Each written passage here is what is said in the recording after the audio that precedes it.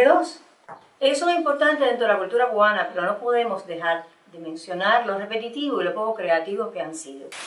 Desde que apareció G2 la cultura cubana, esa gente se mete donde quiera.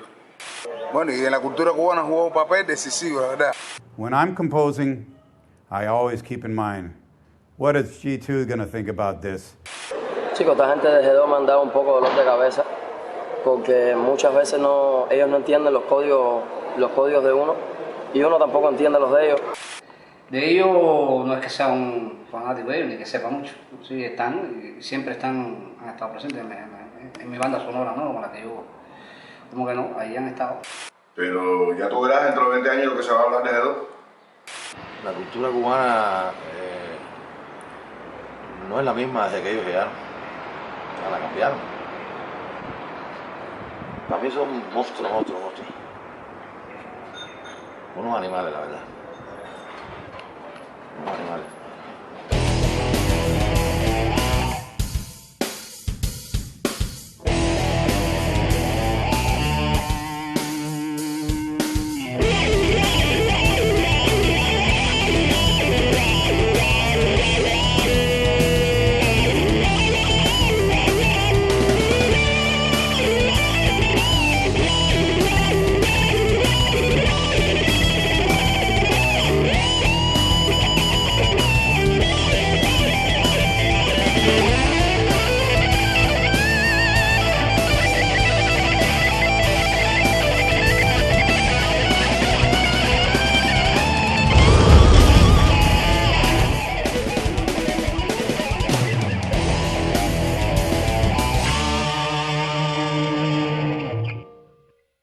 Bueno, yo soy Ozzy O'Donnell, integrante del grupo G2, fundador, junto con Nick Pedraza. Yo venía de un grupo más radical, más de una banda que se llamaba Jailhouse. Lo interesante con relación a Jailhouse es que era un grupo donde de alguna manera daba continuidad a su carrera un guitarrista que era Nick Pedraza, guitarrista que ya había estado en el grupo ZDR.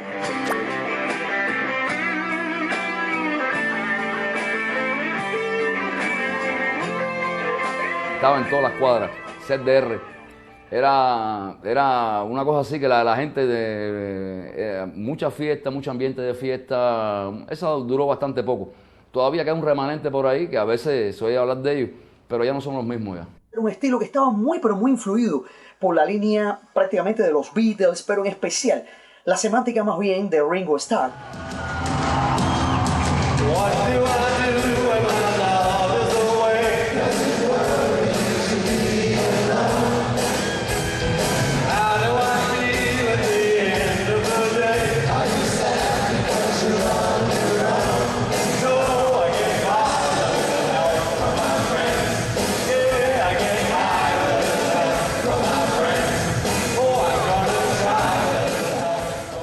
Jailhouse tuvo influencias del sonido mayormente heavy de la línea que ya venía trabajando Iron Maiden a finales de los años 70, inicios de los años 80.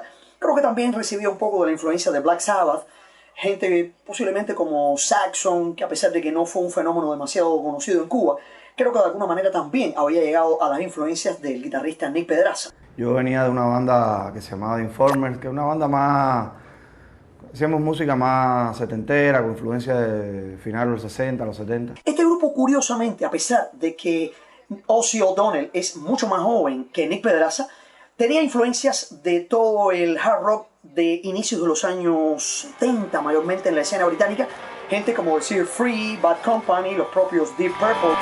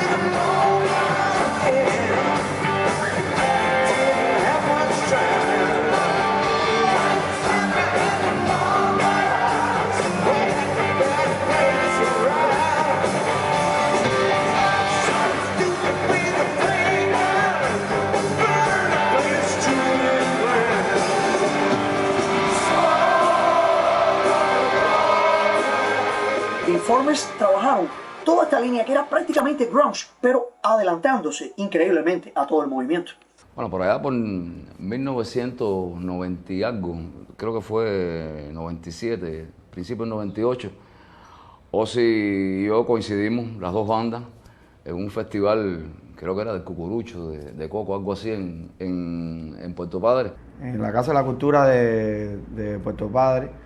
Pero bueno, ahí no nos llevamos nada bien porque él quería ser el grupo que cerraba el concierto y yo también.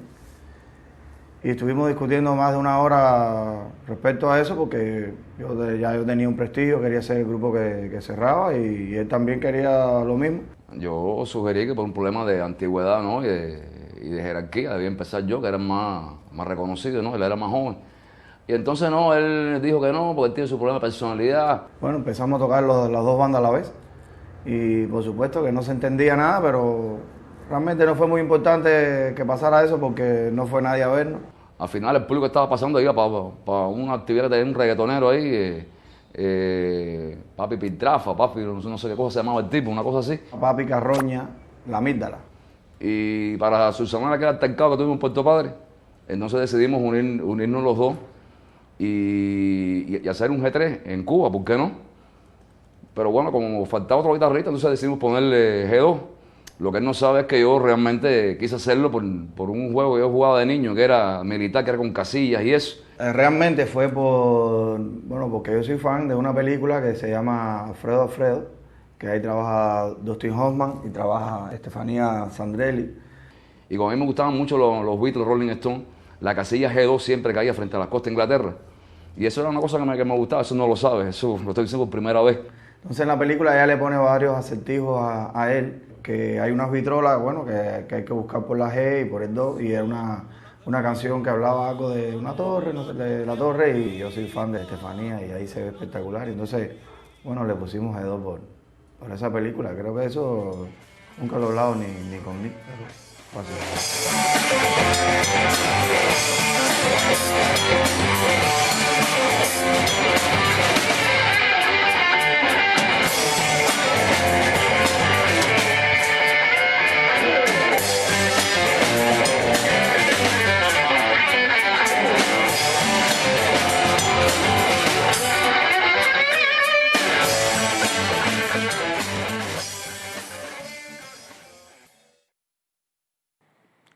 Nick Pedraza estudió filología en la universidad. Tenía un don para el idioma y enseguida empezó a trabajar como corrector de estilo en editoriales, inclusive para algún órgano de prensa. En ese medio se llegó a convertir en una leyenda hasta el punto de que empezaron a llamarlo para trabajos específicos que requerían precisión absoluta con el idioma. Era frecuente que a Nick lo llamaran a las 4 de la mañana, que tenía que ir a revisar un discurso que iba a ser pronunciado al día siguiente. Tuvo que también revisar comunicados que los pioneros iban a leer en un asalto. Después lo movilizaron, estuvo 3 años en Angola y en condiciones muy difíciles. Estuvo trabajando directamente con el presidente Agostinho Neto, revisando, corrigiendo su diario personal.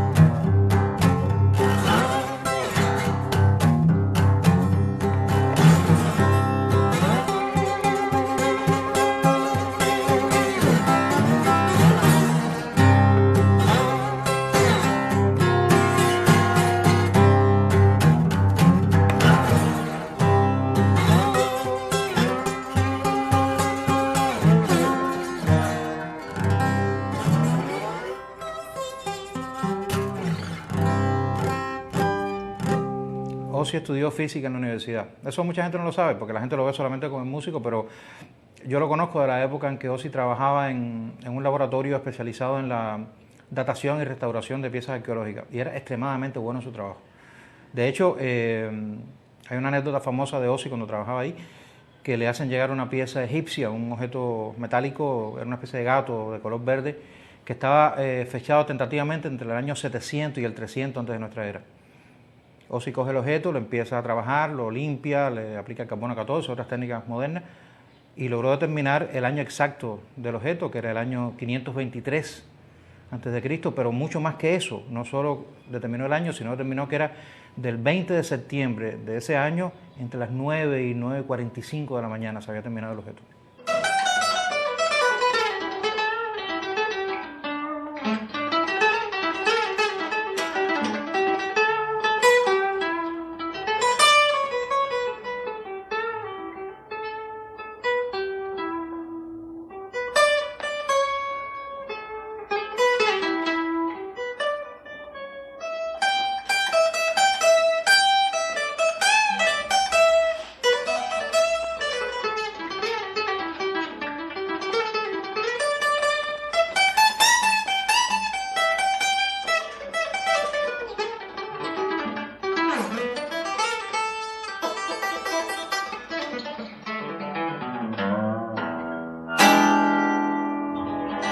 Decidimos hacer algo diferente esta vez. Me parece que es bien importante señalar que han tenido ahora, bajo el nombre de G2, una carrera mayormente influida por toda esa línea guitarrística de lo que algunos consideran como Shredder.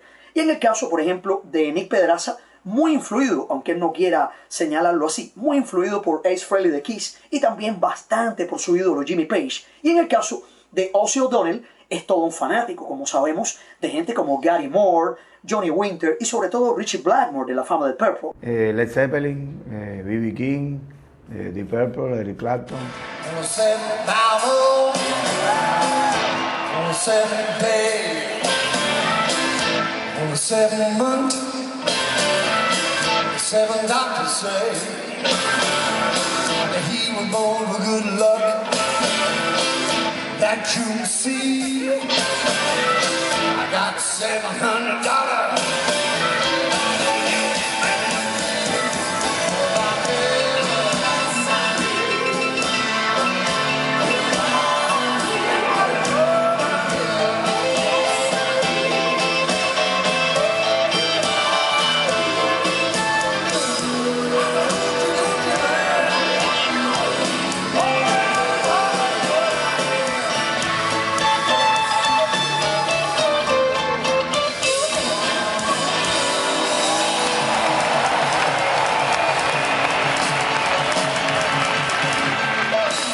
Me gusta mucho Eric Clapton, Keith Richards, Rolling Stone, Joe Harrison de los Beatles me gusta mucho, Andy Sommer, el G3 como tal, con todos los guitarristas que pasan por ahí eventualmente.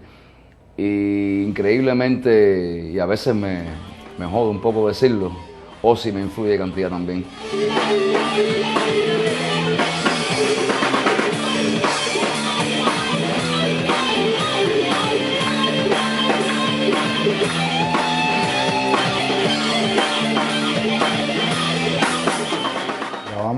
Hemos grabado 3 demos. Singing in the Rain, No Yet, que fue una cosa que hicimos para un soundtrack de la Academia de Ciencias, de un grupo de alpinistas que fueron a buscar al abominable hombre de las nieves y no lo encontraron. Es interesante señalar también que han tenido varios demos. El último de ellos tiene un nombre que me parece realmente brillante, Pizza and Love. Peace and Love. Peace and Love, que es la historia esta de la muchacha gastronómica.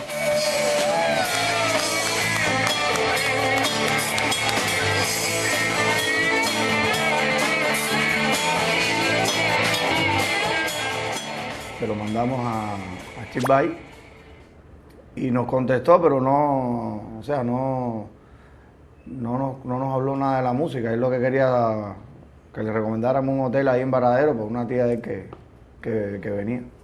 Nick y yo hemos estado vendiendo bastantes discos últimamente pirata de otra gente, porque aquí con la situación del reggaetón es muy difícil. Pero también hay que señalar que han estado algún tiempo un poco que holgazaneando y han estado a veces hasta un año sin practicar y sin tocar, y sin embargo, ahí están haciendo lo suyo en estos momentos, tanto Ozzy O'Donnell como también Nick Pedraza, ahí en el G2. Chico, tú sabes que desde que el G2 llegó a mi vida, yo descubrí lo inspirador y dramático que puede ser la electricidad, ¿no?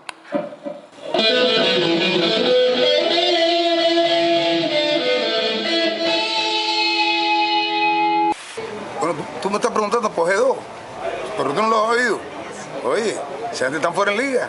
Además son socios míos, pero en el rock, cuidado, el rock cubano con ellos, cuidado, son súper buenísimos. Así que, óyelo para que tú veas. Oh yeah, G2. In Cuba you would say, hey dos. Yeah. Well, I'll tell you, G2 has become an important element of Cuban culture. And I think you have to have them as a cultural reference no matter what you're doing.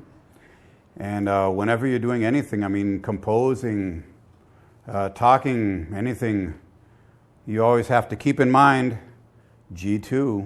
Hay veces que hablamos y tratamos de hacernos entender mutuamente, ¿no? Los por qué y los por qué.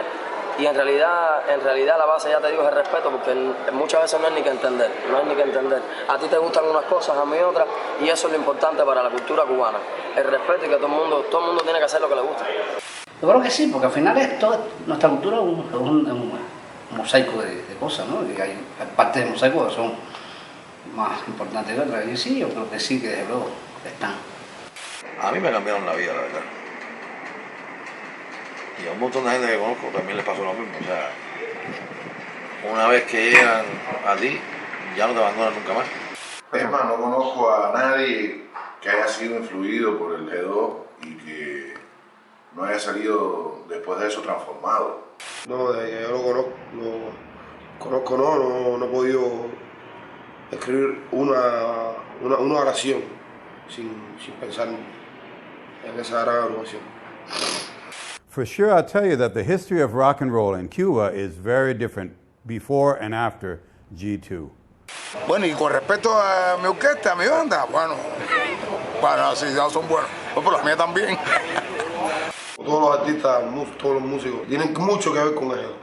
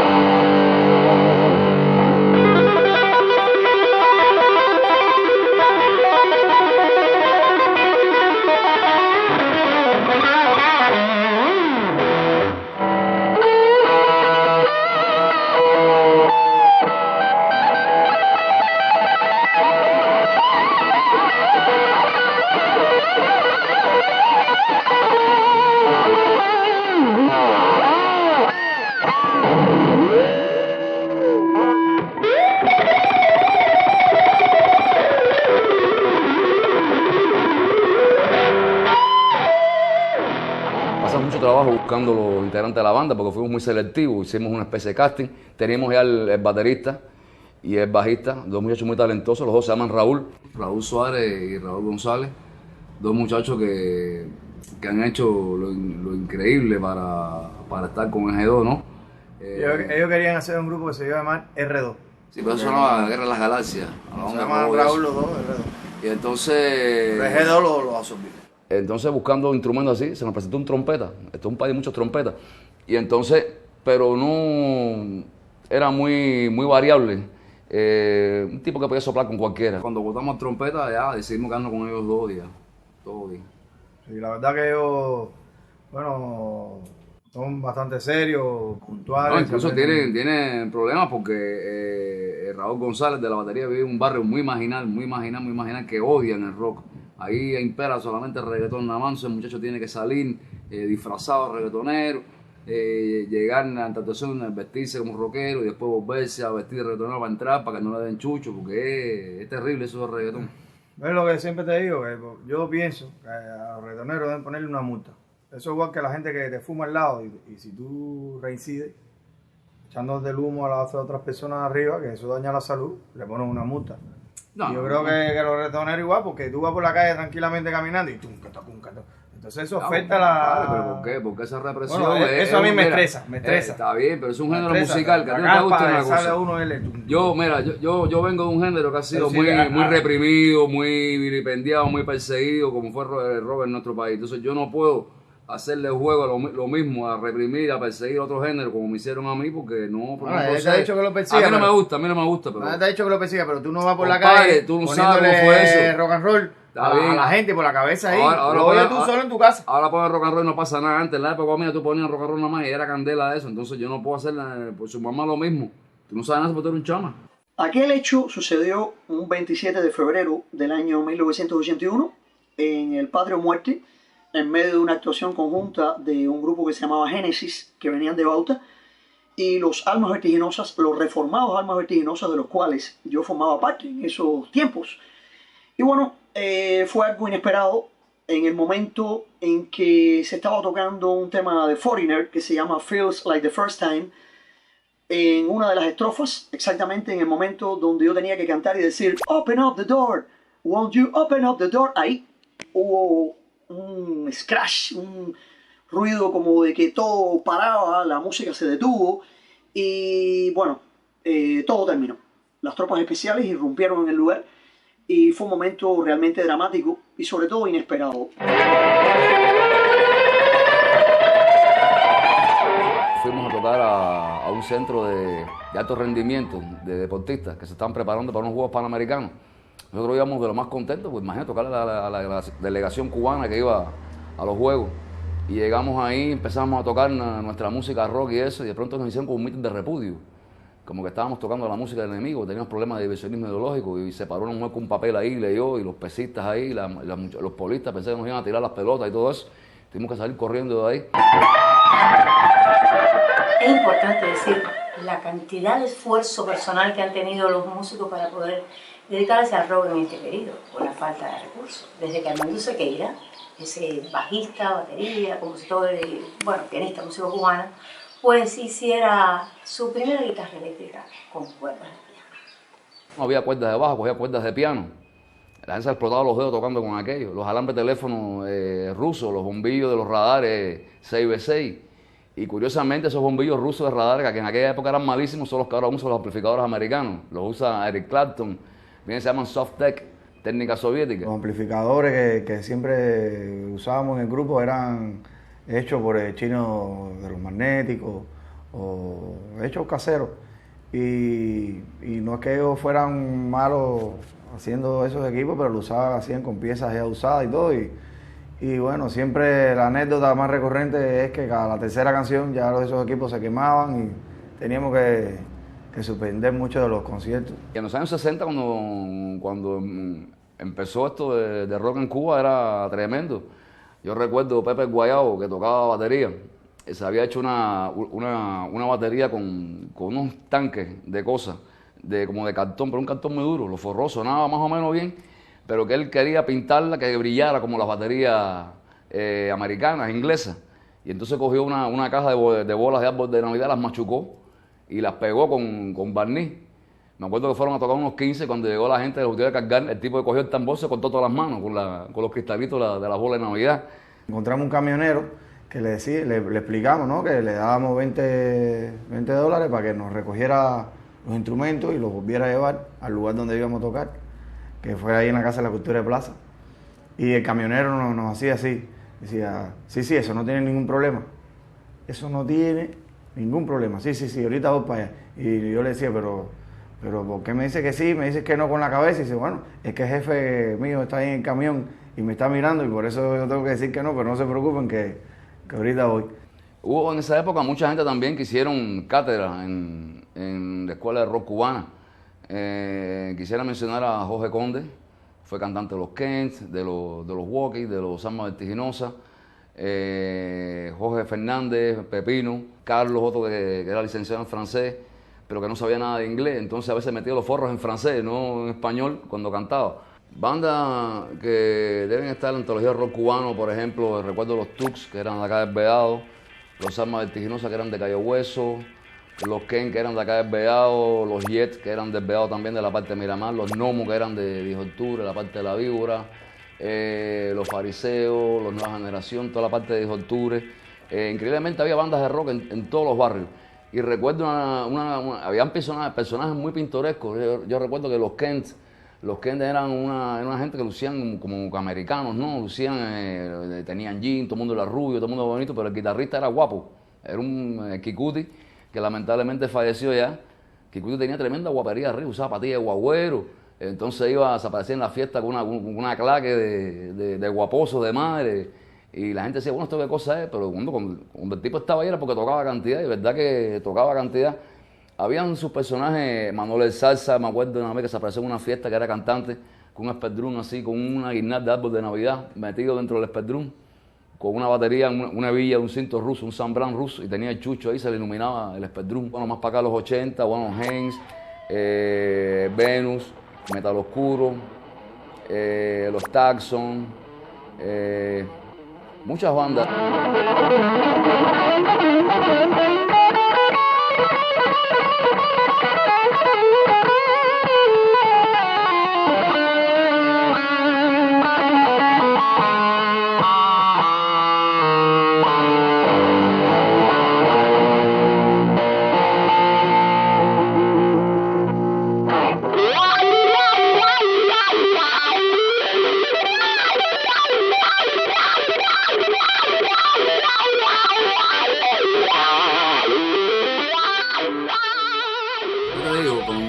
Esta cosa de la crisis global que hay con la música, ¿no? de las disqueras, todo eso, y con todo este lío que hay en nuestro país con el reggaetón.